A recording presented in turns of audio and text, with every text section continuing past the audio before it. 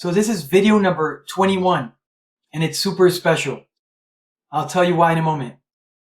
I'll cover talent as in workforce and more of my position, helping you see a little more light into where opportunities lie with talent. I will give you more of my background and share even something cool. At least I think it's cool. One of these like Throwback Thursday type of things. And what's in it for you being part of this journey with me?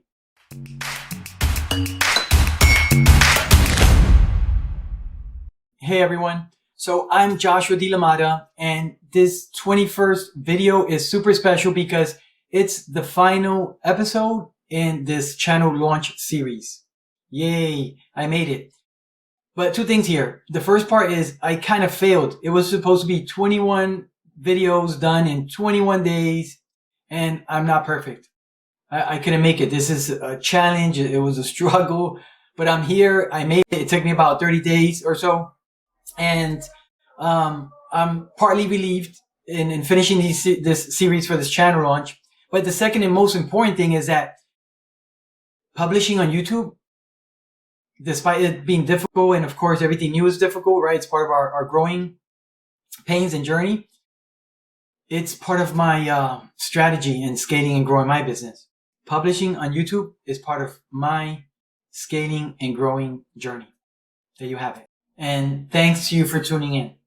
So what's in it for you in this channel? Entrepreneurship can be lonely. It's challenging, complicated, but overall we know that it should always be rewarding. This is why community, support, resources are so important. And I hope this channel can be this for you if you're in this journey of scaling and growing in the multi-millions. To my knowledge, the web, YouTube, is flooded with business content, but there's maybe nothing on scaling and growing in the multi-millions. So I hope you join me in creating community around this theme. And this is where there's value for you. And to segue into covering talent, statistics show that 4 out of 100 companies make it to $1 million in revenue, and 4 out of 1,000 companies make it to 10 million in revenue. Alex Charfen of the Momentum podcast shares this data when explaining that it's about talent. It's about the team. This is on his episode number 88, which he entitled The Only Way to Get to Multi-Millions.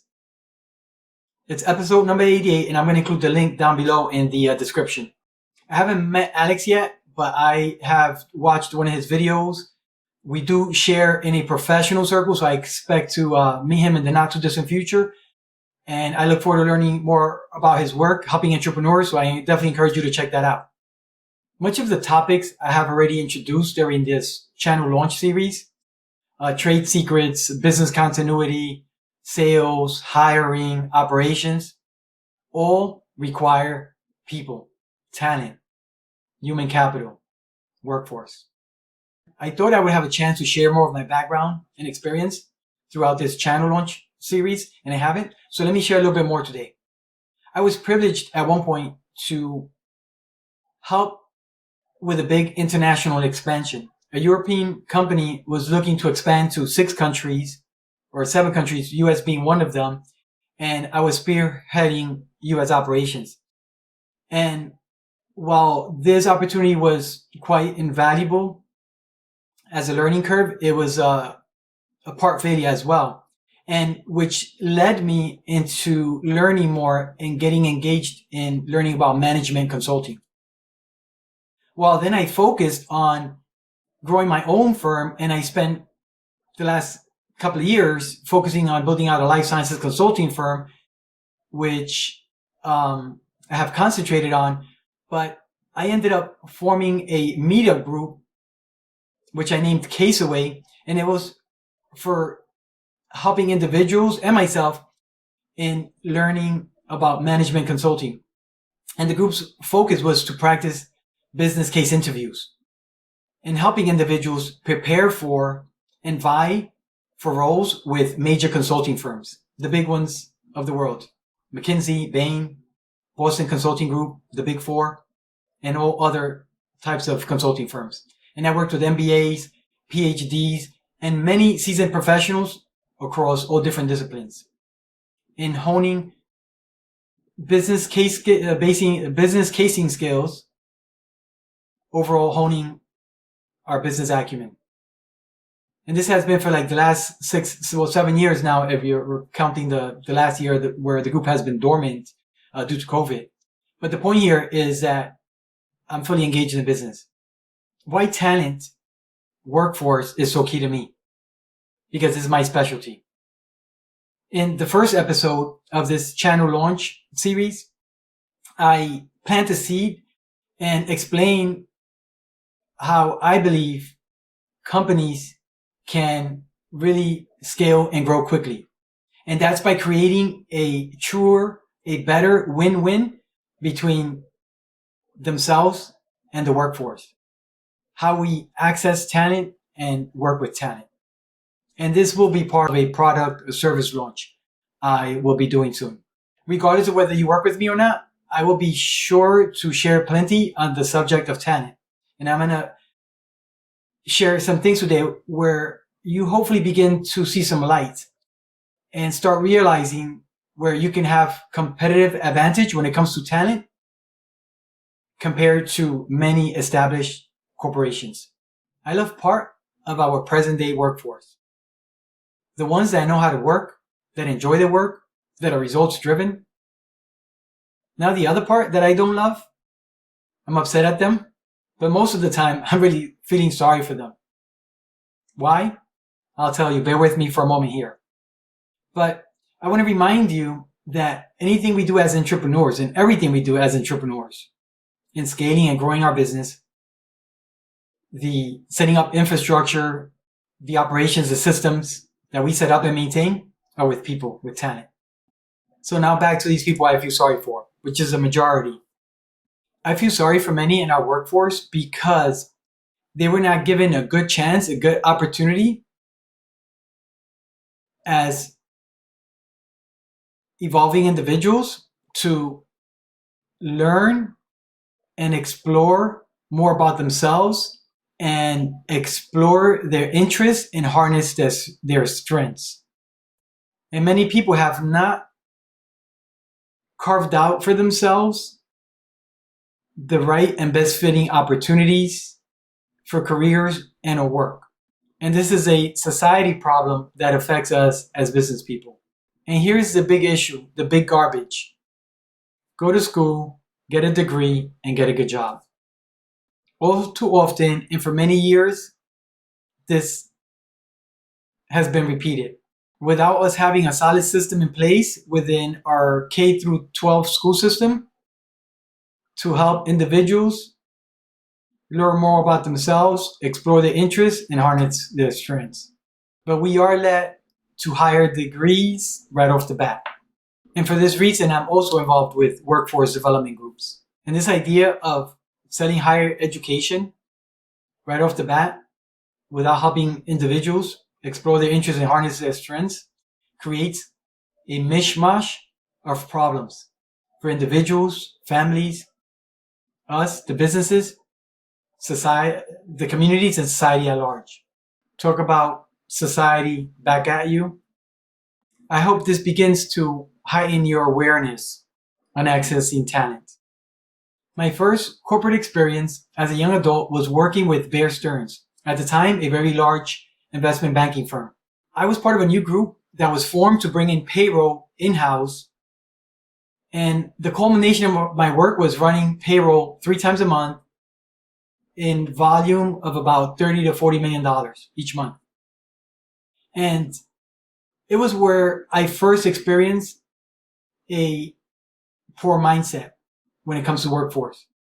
And it came after making a suggestion on a process improvement directly to my supervisor. His prompt and swift reply was, "No, we've always done it this way. We will continue to do it the same way." That turned my insights. And unfortunately, to this present day, our present workforce has this poor mindset.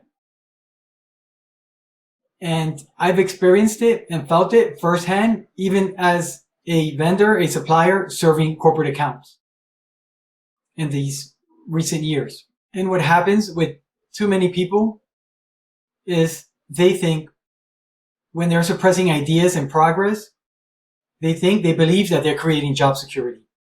And in the short or long term, they're hurting themselves, the business. And this is one area where companies that are looking to scale and grow fast can have competitive advantage over large corporations or more established businesses with poor talent. And to add another level of depth to this idea of a poor workforce, poor-minded people, talent, mostly employed by a lot of established businesses and corporations, think about the reason why many corporations acquire startups. One, they get finished product or service that's gaining fast traction. And two, they get access to the talent, the people. Could the large corporations doing the acquisitions have developed the product, service themselves? Yes, of course. And many times they're trying. But the fast-growing startups with the right talent get to market first with a better product or service.